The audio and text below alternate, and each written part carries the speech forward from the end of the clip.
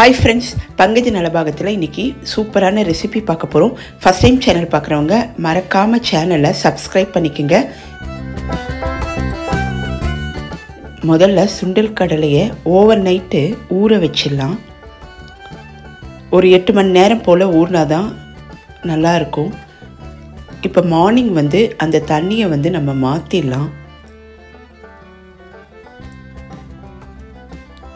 ஊற வைத்த தண்ணீரை நம்ம எடுத்துட்டு அதுக்கு பதிலாக ஃப்ரெஷ்ஷாக தேவையான அளவு தண்ணீர் விட்டு குக்கர் பாத்திரத்தில் பிரியாணி இலை சேர்த்து நல்லா 5 இல்லைன்னா 6 விசில் வேக வச்சு எடுத்துடலாம்.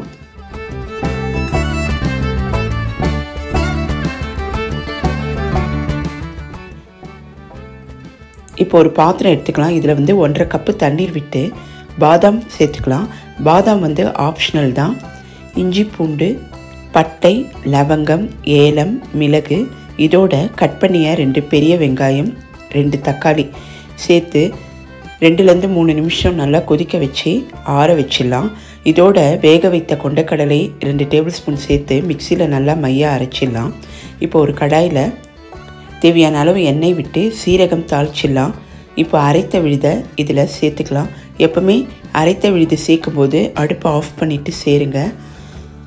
இப்போ அடுப்பை ஆன் பண்ணிவிட்டு 1/4 டீஸ்பூன் மஞ்சள் தூள், காரத்துக்கு ஏற்ற மாதிரி மிளகாய்த்தூள், கரம் மசாலா தூள் சேர்த்துக்கலாம். இந்த கரம் மசாலா தூள் வீட்டிலையே தயார் பண்ணது.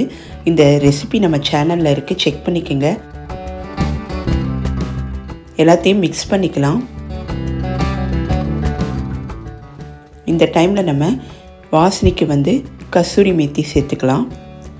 சப்போஸ் கஸ்தூரி மேத்தி இல்லைன்னா நீங்கள் கடைசியில் கொத்தமல்லி சேர்த்து இறக்கிக்குங்க. இப்போ நல்லா மிக்ஸ் பண்ணிடலாம்.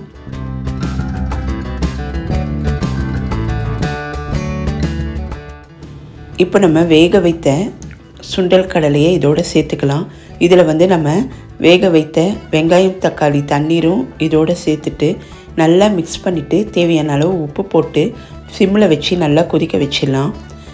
நல்லா கொதி வந்தோடனே ஒரு சிட்டிகை வெல்லம் சேர்த்துக்கலாம். டேஸ்ட் நல்லாயிருக்கும். நமக்கு சூப்பராக இப்போது சுண்டல் கடலை குழம்பு தயாராகிடுச்சு.